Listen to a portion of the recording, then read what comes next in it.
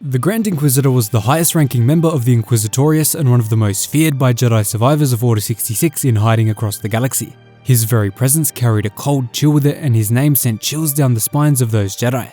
But he wasn't the worst thing they had to worry about.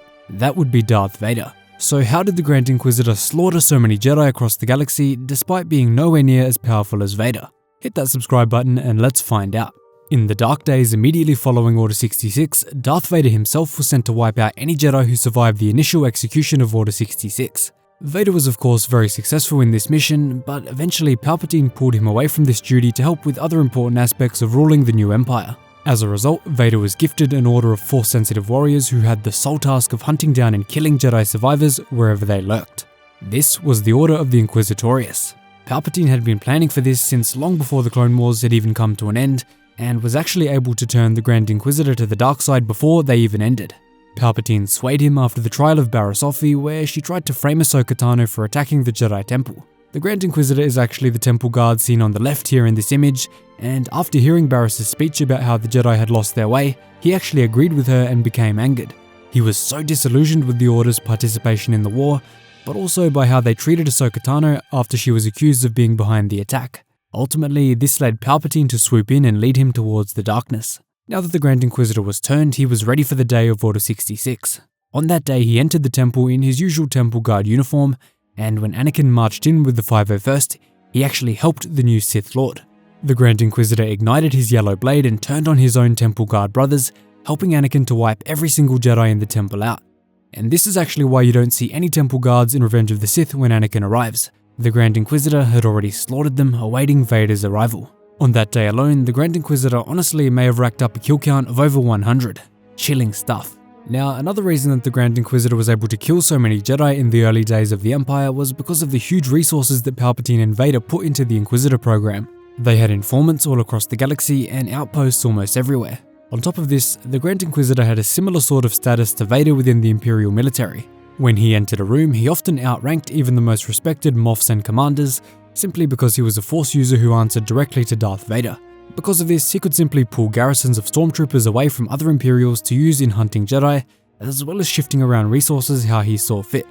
If the Grand Inquisitor wanted to lock down an entire city and execute Order 37 in order to find a Jedi hiding out there, he had the authority to do so, as he was acting on behalf of Darth Vader.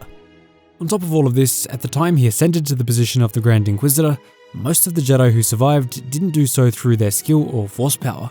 Most of them survived through pure luck.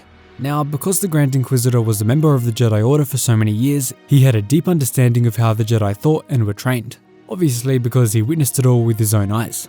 With this knowledge, the Grand Inquisitor returned to the Jedi Temple shortly after Order 66 with one singular goal: to learn as much about lightsaber styles, forms and techniques as possible. He knew that he would be facing many Jedi survivors, so what better way to defeat them than to learn how they fought precisely. Once he arrived at the temple after all of this time, a sense of hatred washed over him because during his time as a Jedi, the librarian Jocasta Nu never let him access into the archives. She deemed him unworthy. Now that he was finally able to view the hidden content, the Grand Inquisitor pored tirelessly over every scroll, datapad and file he could find about lightsaber combat, learning all of its intricacies. He then moved on to learning about the various Jedi Masters and Battle Masters, studying which lightsaber form each of them used. In doing this, he realized something very strange about the Order. Most Masters by the time of the Clone Wars favoured Form 4 lightsaber combat, also known as the Way of the Hawkbat. This was strange because the form was literally known as the Aggression form, being extremely offensive and fast-paced. This again confirmed his beliefs that the Jedi really had lost their way by the time of the Clone Wars, just as Barriss Offee had demonstrated. Using this knowledge, he perfected Ataru for himself and learned how to specifically counter it. This meant that when he found a Jedi in hiding, they would most likely use this form and he would be ready to absolutely destroy them. In addition to this though, the Grand Inquisitor did something much darker. He became so well versed in the 7 lightsaber forms that he could tell exactly which one was being used just by watching a Jedi move. And not only that, but he could pinpoint the exact master who taught the form to their apprentice. A prime example of this comes in Star Wars Rebels when the Grand Inquisitor confronts Kanan Jarrus and correctly identifies that he is using Form 3 lightsaber combat. Not only that, but he was able to determine who taught him that style, which was Master Depa Billaba, an extremely impressive skill. Now, another reason the Grand Inquisitor had such an easy time killing Jedi was his unique Inquisitor lightsaber. This saber had several deadly functions which made it much scarier to face for a Jedi. First, it was double-bladed, which the Grand Inquisitor was extremely proficient at using because of his time wielding a yellow lightsaber pike as a Jedi Temple Guard. Second, this saber could spin at incredibly high speeds, making it impossible to block. Third, it could be split into two, allowing him to dual wield. Fourth, it allowed him to fly away like a helicopter if needed. Now, that last one is very controversial, so tell me down below what you think of the sabercopters from Rebels. Just don't get too heated down there. Another crucial part of his Jedi killing strategy was to lay traps around the galaxy to lure in unsuspecting Jedi. The most obvious, and honestly very creepy one of these, was the use of Luminara Undulli's dead body to lure Kanan and Ezra right to him. Instead of being killed by her clone troopers like most of the other Jedi during Order 66, Luminara was for some reason captured and taken hostage at the galaxy's most horrid prison, the Spire on Stygian Prime. Shortly after taking her hostage, footage of her capture was taken and broadcasted across the HoloNet, hoping to lure in prospective Jedi. She was soon after executed and kept inside of a weird coffin at the prison. Now, she could be an amber here like the ones at the bottom of Fortress Inquisitorious, but it's pretty hard to tell, and I do think there is a connection even if it's not the same amber. Now, on top of all of this, the Grand Inquisitor himself began to train other former Jedi to help him in his task of wiping out the light of the Jedi from the galaxy. He worked with them and sent them on various missions, making his job easier as time went on.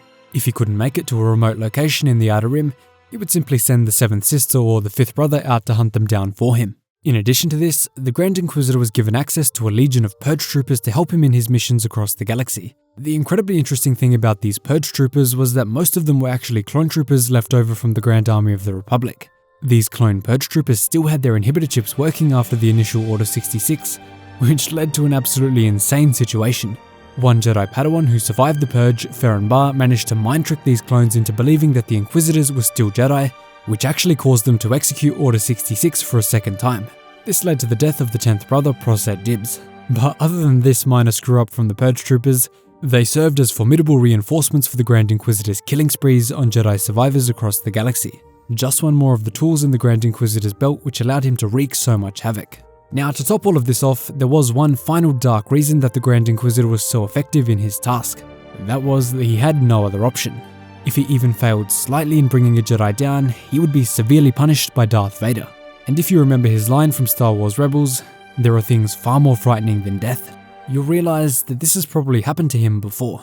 A chilling and dark reminder of the life the Grand Inquisitor is now stuck in. So that is how the Grand Inquisitor managed to kill so many Jedi, especially in his early days in the role. Let me know if you think he could ever be redeemed for his actions, considering he was kinda lured to the dark side by Palpatine in a very similar way to what Anakin was. Thanks so much for watching, guys. Really hope you enjoyed the video. If you did, hit that like button and subscribe, and I will see you in the next one. If you made it this far, make sure you drop a thank Mr. Grand Inquisitor down below, and I'll be sure to give you a heart. We've got to keep this tradition going.